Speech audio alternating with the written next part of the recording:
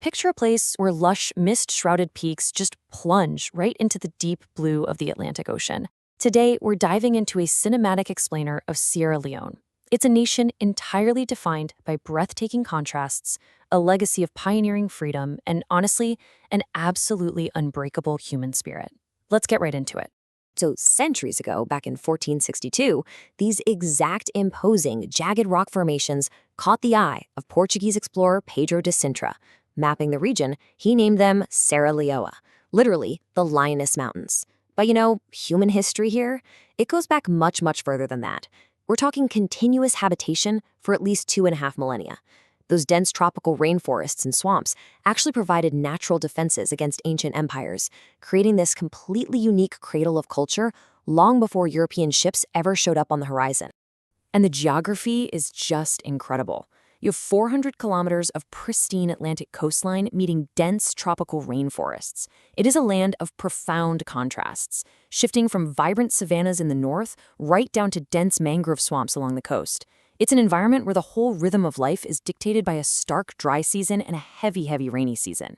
And this dramatic environment isn't just some beautiful backdrop, it's actively shaped the agricultural cycles, the migration of peoples, and really the very survival of the communities who call this place home. Part 1, a province of freedom. Back in the late 18th century, a remarkably bold and challenging social experiment kicked off. The British Crown helped found a settlement that was originally called the Province of Freedom. First, you had the Black Poor from London arriving in 1787.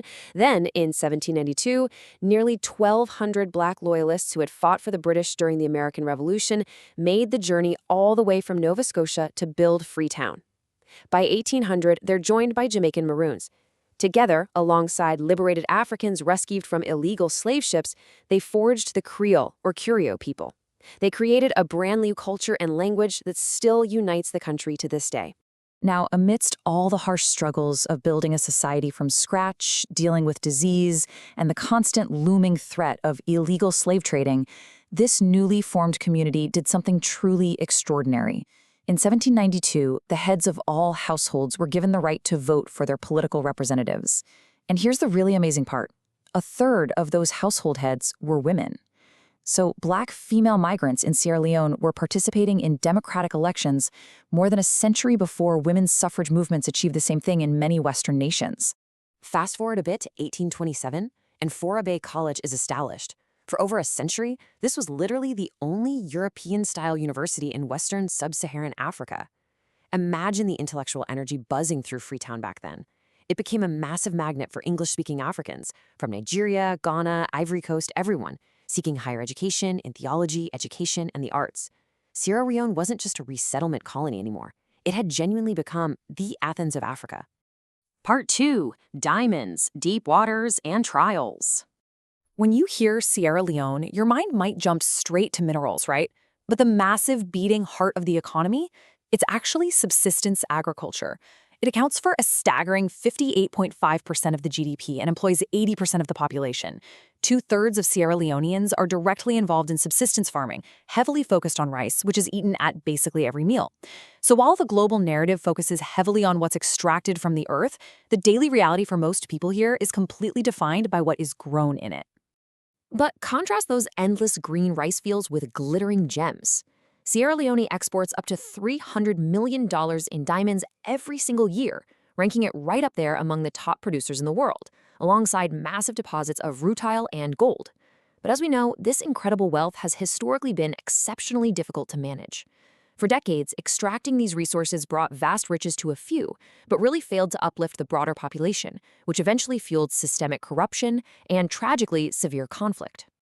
To move all those resources, you need infrastructure. Enter Freetown's natural harbor, which actually happens to be the largest in all of Africa. It's a deep-water port that lets massive international shipping vessels dock right at the Queen Elizabeth II quay. This harbor is really the outward-facing soul of Sierra Leone. It connects the country deeply to the global economy, sending minerals and crops out into the world and serving as an absolutely critical maritime gateway for West Africa. But you have to ask yourself, what happens when a land built on the promise of freedom faces the ultimate test of survival? Because all of this immense wealth we just talked about, it carried a heavy, heavy burden. Decades of post-independence political instability, military coups, and a crumbling economy slowly created a powder keg that eventually ignited. In 1991, a brutal civil war broke out, lasting 11 agonizing years. It claimed roughly 50,000 lives, completely destroyed essential infrastructure, and displaced hundreds of thousands of people. And then, just as the nation was finally finding its footing again, the devastating 2014 Ebola outbreak struck. Yet, beyond the tragedy lies an incredible, undeniable story of endurance. The Sierra Leonean people continuously rebuild. Today, you see grassroots initiatives like the First Responder Coalition in McKinney stepping up to build emergency medical networks totally from scratch. It is a powerful testament to a society that absolutely refuses to be defined solely by its scars. Part 3, a tapestry of tolerance. Let's look at the demographics for a second. Sierra Leone is a predominantly Muslim country. Over 78% adhere to Islam, mostly Sunni. Another 20% are Christian, largely Protestant and Catholic. Now, in a lot of places around the world, demographic splits like this have historically been fault lines for some pretty deep societal division. But here, the story takes a beautifully different path. Sierra Leone is officially a secular state, and its constitution fiercely protects freedom of religion, but it goes way beyond laws on a page. Religious conflict is exceptionally rare here. It's the lived, everyday experience. The two major ethnic groups, the Temnai in the north and the Mende in the south, are both Muslim majority, and yet they share their lives, their neighborhoods, and their families so intimately with Christian minorities. This unity isn't just a theory, it's everyday practice. You have an interreligious council made up of top Muslim and Christian leaders, actively working together to promote national peace. Families and neighbors seamlessly celebrate each other's traditions. It is completely common to see Muslims and Christians praying in shared spaces or attending each other's ceremonies. Major holidays like Eid al-Fitr, Eid al-Adha, Christmas, Easter, they're all celebrated as national holidays. When one group is celebrating, literally the entire nation is celebrating. It is an inspiring model of social cohesion that the rest of the world could genuinely learn a lot from. And as the country looks to the future, it's fiercely protecting its natural wonders, becoming a real beacon of ecological hope. Just recently, in 2025, the Gawa Tiwai complex was officially inscribed as a UNESCO World Heritage Site. This area is an absolute treasure trove of exceptional biodiversity, providing a vital sanctuary for rare and dangerous species, like the rescued chimpanzees you'll find at the Takugama Sanctuary near Freetown. This strong commitment to conservation shows a nation that isn't just recovering, it is actively safeguarding its identity and its environment for generations to come. So the story of Sierra Leone, it's far from over.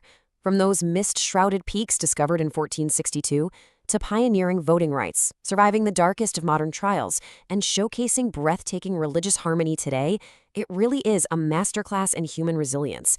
As it continues to unite its people, harness its deep agricultural roots, and protect its lands, how will the Lion Mountains continue to shape the future of West Africa?